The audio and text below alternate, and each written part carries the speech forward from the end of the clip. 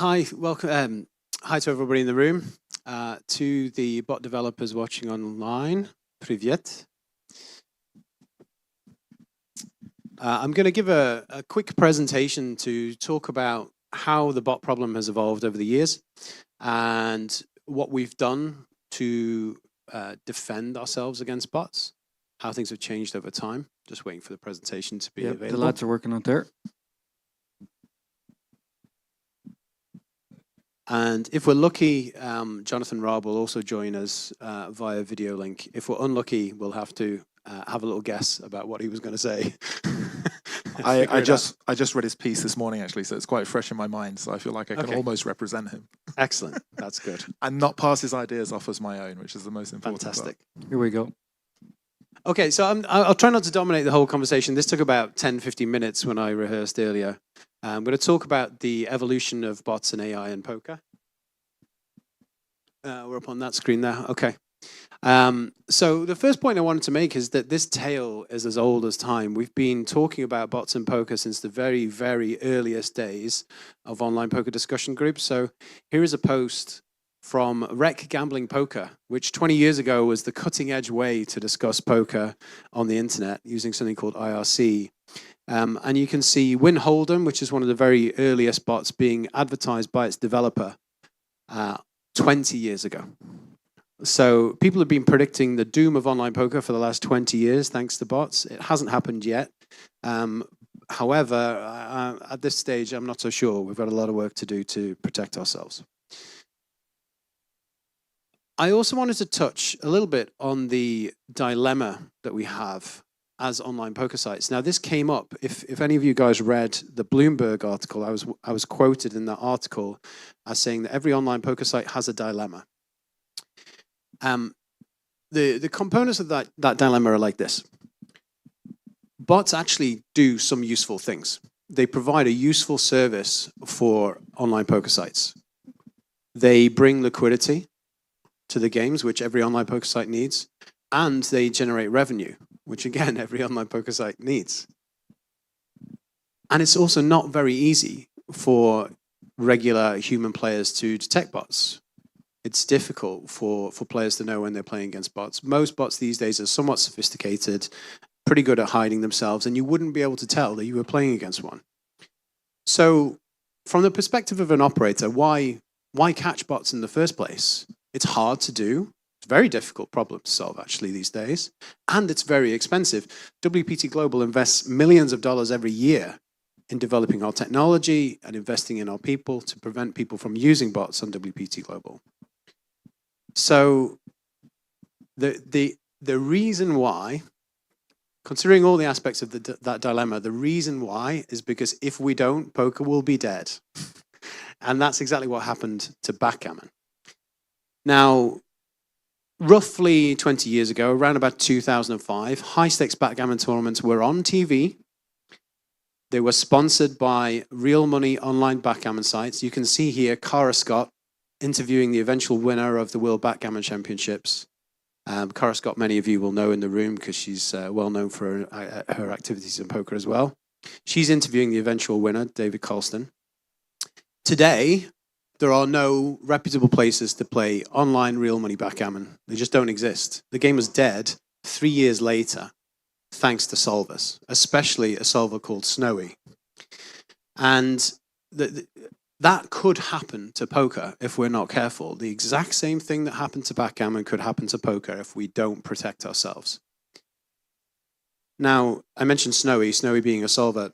The solvers are actually the key to all of this. Solvers are the brain behind both bots and real-time assistants. And unfortunately, solvers are inevitably misused. And the way that they're misused is to power either bots or real-time assistants, which we used to call push-this-button bots. Evolution in solvers drives improvements in bots and RTA's ability to actually win money. So the early bots were actually not very good. They wouldn't win except against the weakest opposition. Okay, good. You're not seeing that. I thought you were looking at... It's a very annoying little message on the screen here. That I just thought you were looking at me when you said the weakest opposition. I was taking it personally for a sec. Okay, so here's a timeline of the problem. My clicker is not working anymore. Someone help me. There we go. Here's a timeline of the problem. Back in 2004, we had those early bots that I was talking about, Winhold'em, the simple rules-based decision-making engines. And we also had the earliest real-time assistance. There was a program called Texas Calculatum that existed way back then. And people were scared of it, but it was terrible. It gave the worst advice you could possibly imagine. It was incredibly weak tie. It would fold too often. It wouldn't raise enough. It would play a very, very small range of hands. There was nothing to be scared of, really.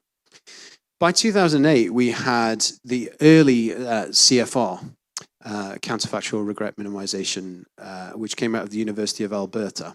Some very, very smart people working there. I worked with some of them earlier in my career. Backgammon is dead online by this point. No reputable site will offer real money backgammon ever again.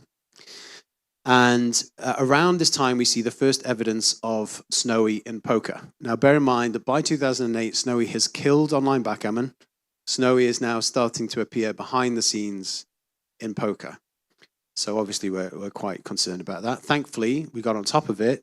And because they were relatively unsuccessful running behind the scenes, they eventually changed strategy and released their tool as training software a few years later.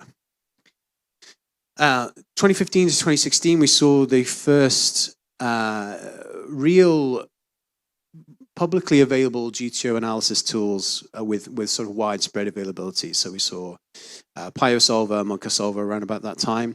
And they were the first tools that people were afraid could be used in real time to give advice.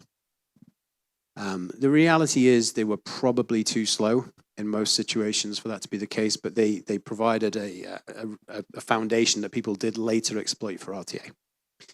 By 2020, we had GTO Wizard, which was very easy to use, very fast, very well marketed, and most people these days are aware of what GTO Wizard is and what it can do.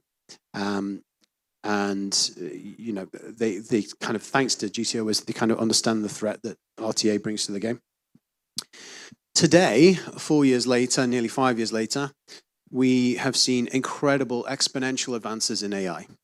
We've seen large language models applied to poker for the first time. So obviously you're aware of ChatGPT. Everyone in this room is aware of large language models thanks to ChatGPT. We've seen the same principles applied to poker to create realistic human-like play. Slightly scary, to be honest. We've seen the advent of more exploitative techniques used as well. So GTO is fine. GTO is a good basis for a game, but GTO doesn't win the maximum, especially in games like ours. Exploitative AI wins a lot more, and we're seeing people data mine millions of hands and using the population tendencies that they identify to train AI, which is far more successful than GTO-based AI. What we're doing at WPT Global, which we'll talk a little bit more later, is we're using AI to fight AI. And we now know that AI is the fastest and most effective way to deal with game integrity issues in poker. I wanted to give some insight into early detection techniques. I wouldn't normally talk about the way that we detect bots and deal with game integrity problems, because it gives too much away to the Russian bot developers watching on YouTube. But these things happened quite a long time ago, and I think they're a really good indication of the way that the arms race has evolved. And I think they're quite interesting. I hope you agree. Okay. I can't see what I'm looking at anymore. So I think we have Jonathan on YouTube there, though. Okay, so until about 2012, almost all internet poker was played on Windows devices, Windows desktop.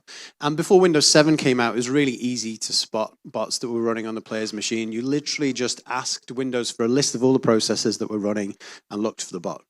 Dead simple. And people did simple things to try and avoid that, but we were very much on top of it. If that didn't work for whatever reason, like for example, if they tried to run the bot on a different device, we could look at how the user interacted with the controls and use that to distinguish between human behavior and automated behavior. So I have a really, what I think is a fun example, and hopefully you agree. one of the first things that not the first things, one of the things that we learned was that the way that bots clicked on buttons, like the check, the fold, and the bet buttons, was very different to how humans did. So bots would click the exact same pixel every single time on the button. Say, I don't know, 15 pixels in from the corner and on the x-axis and 15 down on the y-axis, for example. So we use that to distinguish between human and bot behavior. Now, bot developers then realized that we were doing this and started to randomize, but they made a mistake. Now, can anybody tell me which of these is human and which is a bot? Each of these is supposed to represent where the user has clicked on a betting button. Any guesses as to which one is the bot and which is the human? Top or bottom? The bottom is the human? Anyone think the top is the human? Yep. You think the top's the human? Hands up for the top, hands up. One of our data scientists thinks it's the top. I'm worried about that. The bottom is the human. And so what humans tend to do is they click with inaccuracy on the button. They don't constantly click the same place every single time, but they generally cluster their clicks around the middle.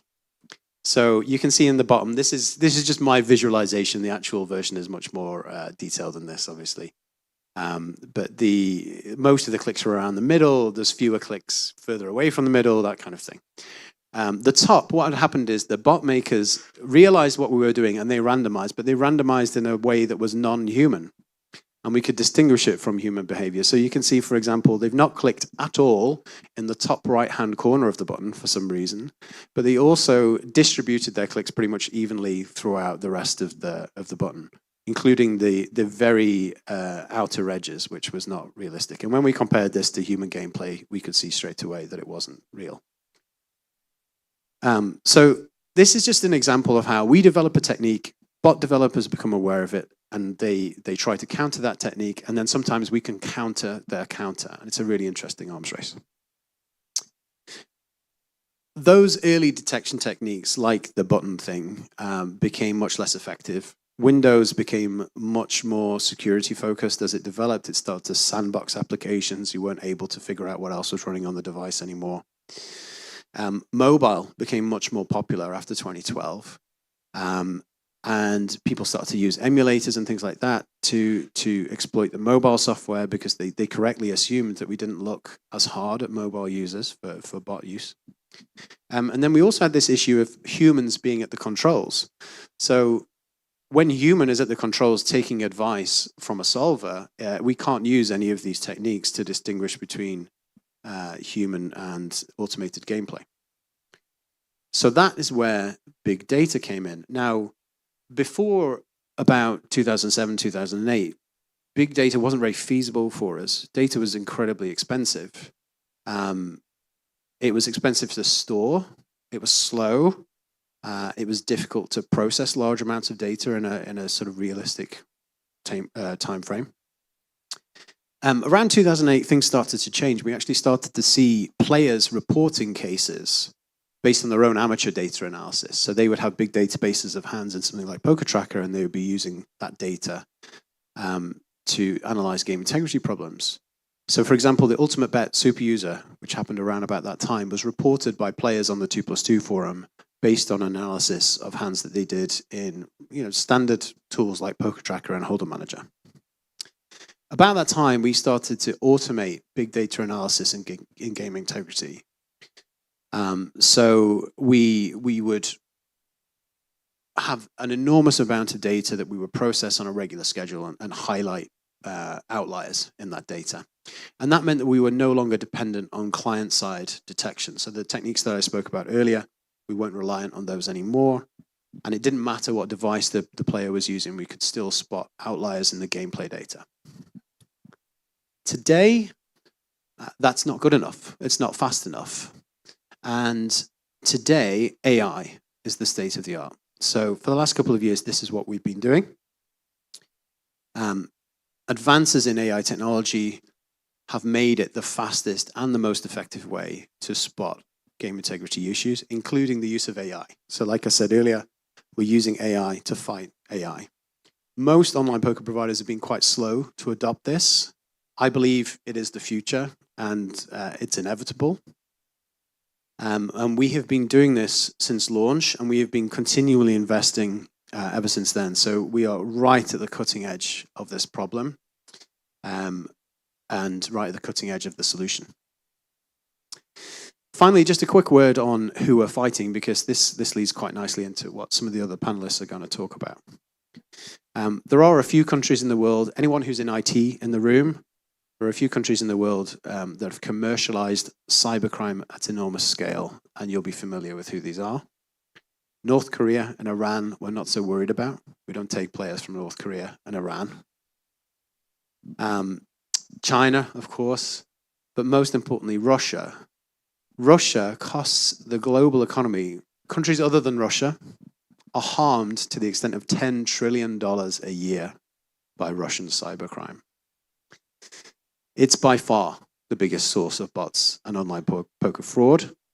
And because the Russian government doesn't do anything about this and actually, to an extent, endorses commercial cybercrime, we have seen companies like Dplay be founded and grow and make a lot of money.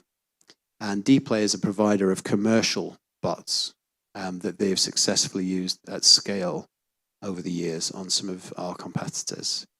And Jonathan, who's one of the panelists, wrote a astounding follow-up article on this, where he got into quite a lot of detail about who had partnered with Dplay and why, and hopefully we'll be able to hear from him shortly with more.